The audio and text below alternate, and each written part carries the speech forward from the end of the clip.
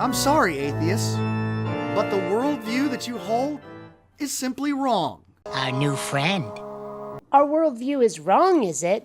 Well, you know what? Two can play at that game. Your worldview is simply wrong. Now where does that leave us? Let's do this.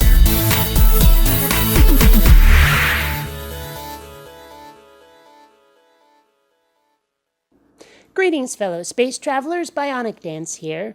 And yeah, it's this guy again. Let's see why he thinks the atheist worldview has a flaw or two, shall we?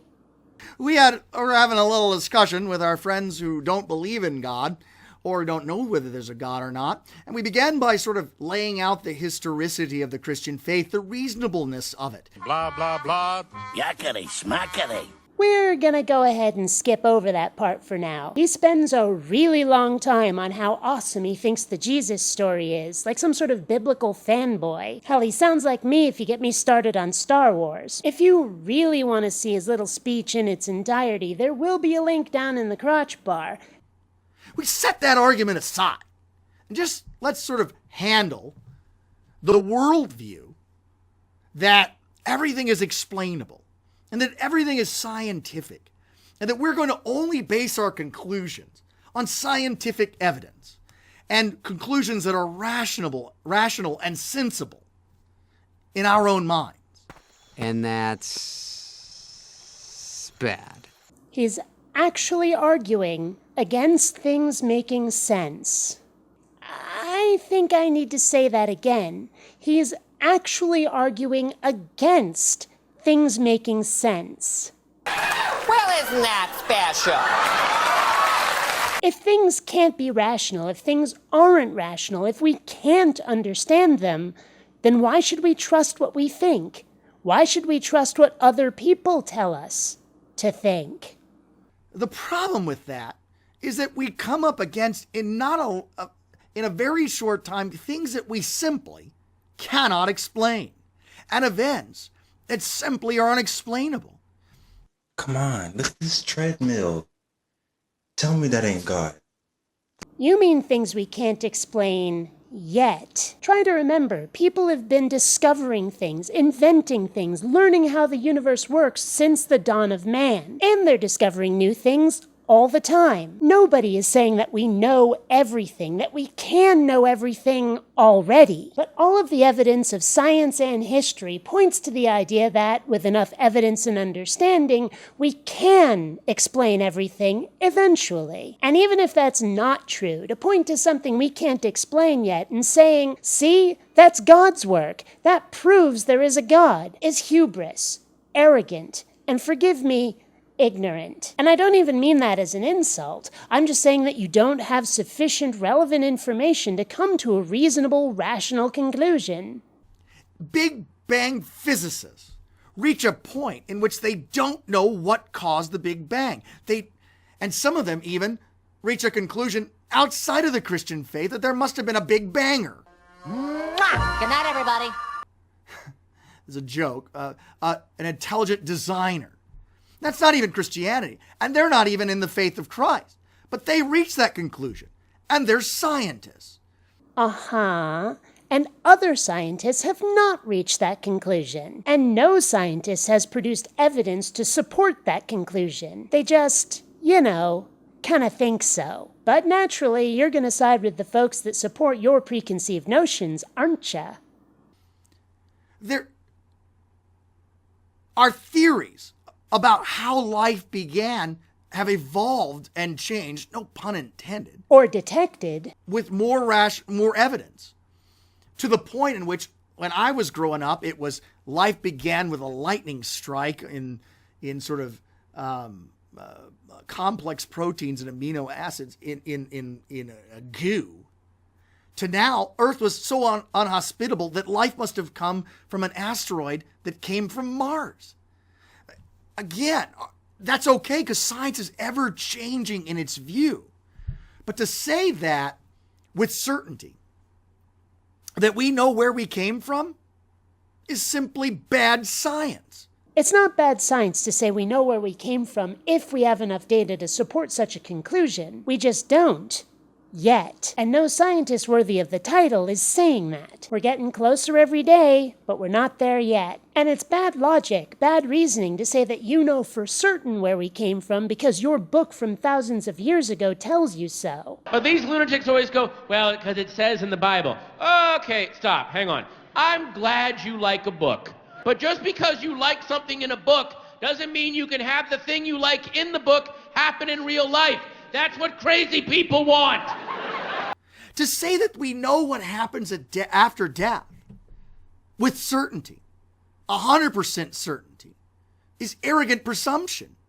And you Christian-y types don't do that? At least those of us with a healthy respect for science have some evidence on our side. We can see that the cause of death is the body being broken in some way, and then we can see the body rot. We've analyzed the brain at moments of death or near-death experiences, and they sure do look an awful lot like euphoric dreams, which kind of puts the kibosh on any claims of having gone to the afterlife and back. We've seen traumatic brain injury radically alter someone's personality, which wouldn't happen if a soul was inhabiting your noggin. All of the evidence points to death being the end, and all you've got is this book of fairy tales.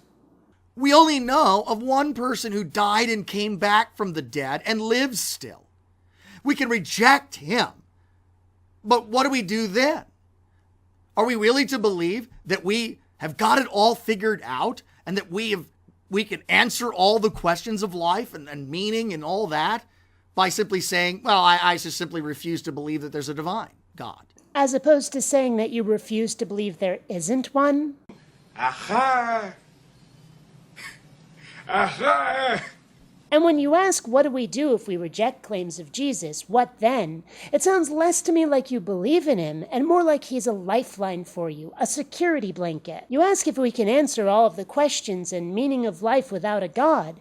That says to me that you care a lot less about whether God is real and a lot more about what he can do for you, how he can make you feel better in an uncertain universe. And the idea that you can't prove a negative and therefore dismissing the argument that prove to me that there isn't a God is again foolishness. Show me the evidence that there isn't a God. Not this again. This is just a self-defense tactic, a get-off-my-case argument. You know you can't prove God exists, so you're just trying to turn it around on us so that you're not the one with the burden of proof. But I ask you, even if we can't prove that there isn't a God, how does that justify you saying that there is one, or even believing that there is one? If you can't prove that there isn't a thriving alien community living undetected under the polar ice caps of Mars, does that justify me saying that there is one? Of course not. Face it, on the question of whether or not a God exists, you're still at square one, no matter what atheists can or can't prove. And proving that God exists is still your responsibility. In other words, you ain't getting out of this one that easy, sunshine. Doctors come out and say, I do not know why this person lived. I don't know. Therefore, God did it. Emergency workers pull people out and tell people, you should have died. I don't understand why you're alive. I don't know. Therefore, God did it. One house is saved while another house is destroyed. What? Luck? Divine fortune? Random happenstance? I don't know. Therefore, God did it. That's basically what you're saying. Are you beginning to see how nutty it sounds? There's a lot of randomness to the perfect order of this universe. Are we really to believe that there's nothing behind it? Words. Just words. All you've got is your inability to understand. But all throughout history, there are plenty of things that people didn't understand for a very long time until much later, more recently. And your incredulity isn't evidence. At least, not evidence of God. It might be evidence of something you'd find far less flattering. But we won't go there. Sooner or later, we have to realize that there must be something more. Either because of awe. Oh, I'm so sorry, but awe was the wrong answer. I'm afraid you don't win the new car or the lifetime supply of puppy chow. Much like incredulity, your overwhelming amazement at the complexity of the universe is not evidence of God's existence. Now, what was your other reason for us having to conclude that there's a God? Or because of just understanding that that we are flawed. We're flawed, so God exists. An all-loving, all-powerful deity must exist because we're all damaged goods. It's a very interesting story. It doesn't make any sense at all. Are you aware of that? And this can't be all that there is. But again, if that's your worldview, then you will never, ever, ever, by any sort of argument on reason, come to any sort of faith. Damn it, I already used the "and that's bad" clip. You say you'll never come to any faith like you think that's something everybody should want. You know what, though? I'm quite happy with my life without letting a religion play its little head games with me. Maybe you like having a religion. Maybe you think it's just the best thing ever. But it sounds to me like you expect everyone else to agree. But you know what? Not everybody does. And it'd be nice if you religionoids could accept that and be okay with it. Finally. But that's a different topic entirely.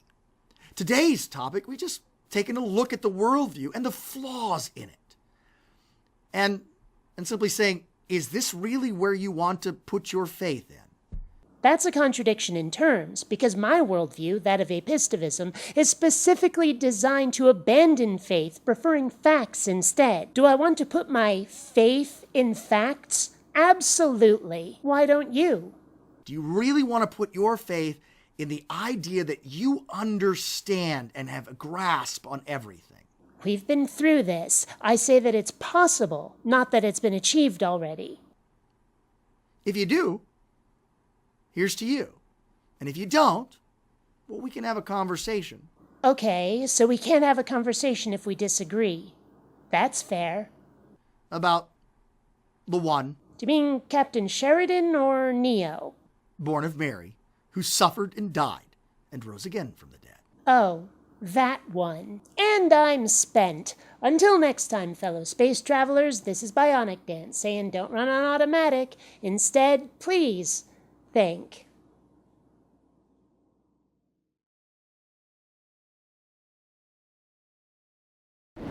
Ignorance killed the cat. Curiosity was framed.